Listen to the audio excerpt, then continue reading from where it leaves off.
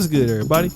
It's your boy, Shady Jackson, back at it again with another episode of The Celebrity Junk. You know, guys, I have somewhat of a problem with many pastors, and I'm not going to sit here and say that there are not good pastors in the black community. I've come from churches where, pastors cared for the membership, the churches, added some positive things to the community in which I lived. So I can't say that for all. But unfortunately, the churches that get the hype, the ones that get a lot of notoriety are the flashy pastors. The pastors who have a lot of charisma.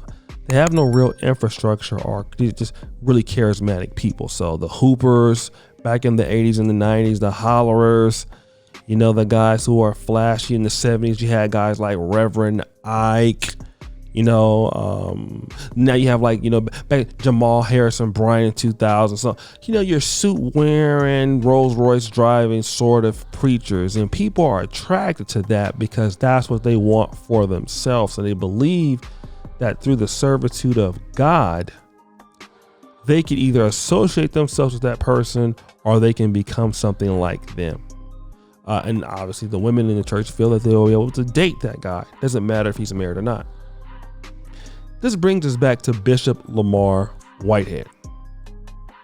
Bishop Lamar Whitehead recently hit virality for being robbed. He was robbed on a live stream by some gunmen. Some people believe that was fake, but allegedly $1 million worth of jewelry was stolen from him. Now, Mr. Lamar Whitehead, Bishop Lamar Whitehead, he's been under some pretty interesting scrutiny for the fact that he was in prison for 5 years for fraud. Yes, that's right. Identity fraud, $2 million. So Mr. Lamar Whitehead, he is not necessarily, from what I can understand, a learned man of God. It looks like he is a really good charismatic guy. He is a hustler, and this is the new hustle. But now, why are we talking about him today? I've talked about him previously and about, some of the fallouts that he's gotten. But I want to talk about how a lot of these pastors use their influence to scam members. Okay.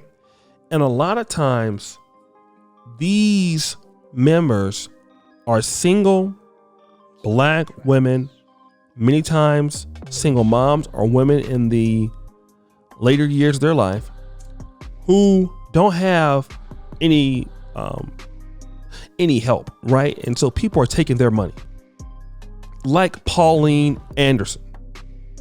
Now, Pauline Anderson was unfortunately a member at his church. I don't know why, because I don't think Mr. Lamar Whitehead is very versed in scripture. He is versed in Gucci and in Louis Vuitton, but she wanted to invest, and he was going to invest some things for her, renovate a home for her, which had to be stupid because I don't even think he can even spell the word renovate.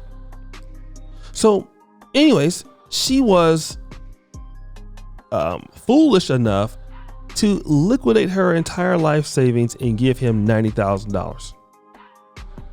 Now, he was going to pay her $100 a month since the savings was her only source of income. He made only one of those payments in January 2021, and each time she asked about the status of her home in the following months, he told her he was tied up with the election campaign for Brooklyn Borough president. At the same time, he used her money as the funds for a down payment to contract a $4.4 million house for himself in Saddle River, New Jersey. Okay. And this is what happens. And so not only did the purchase not go through, he did purchase a $4.5 million apartment complex in Hartford, Connecticut. So basically, he used their money, his members' money, allegedly. And see, here's what happens in Black America with some of these people. And you see this in, your pro-Black communities too, your Hoteps, your young pharaohs. I hate to say it, Dr. Umars, okay? Brother Polite. Similar things happen, all right? Where people are given large sums of money. You don't know why they're saying they're going to do this and that. Like I think young Pharaoh said he was going to build a nursery or some crap, or I need legal fees. It's a really good one. And then they spend this money, right? But here's what ends up happening. They end up spending this money and investing it, and they lose it. So they got the money through a scam. They don't have the money. The people don't have the money. And the people end up in poverty. And these people are living a life off of the folks that they're supposed to be helping. This is exactly why many people are so afraid of folk in the Black church. But see, here's the issue. You are only going after charismatic preachers. And I believe her son introduced him to Bishop Lamar Whitehead. See, we're going after the charismatic preachers.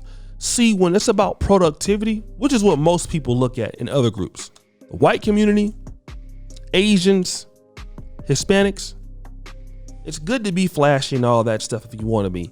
We're going to look at what you do. All right? We're going to look at what you do. We're going to look at the infrastructure in which you build. We're going to look at what you produce. We don't care anything about all the other stuff. We care about, are you going to do what you're saying you're going to do? Then after that, if you want to go ahead on and have nice things, it's all that matters. But Blacks, we don't look at that. Same thing with Detroit. Detroit from 1969 to 1989 was run by Coleman Young.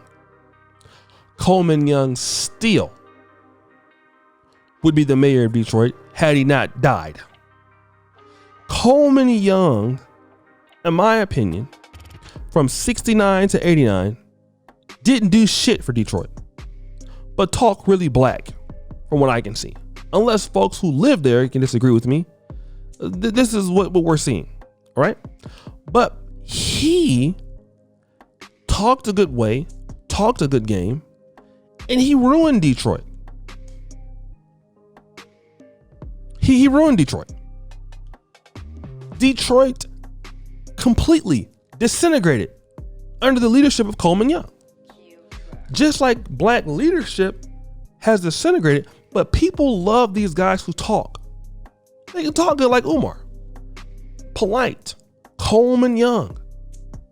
They got Lamar Whitehead, but they don't do anything.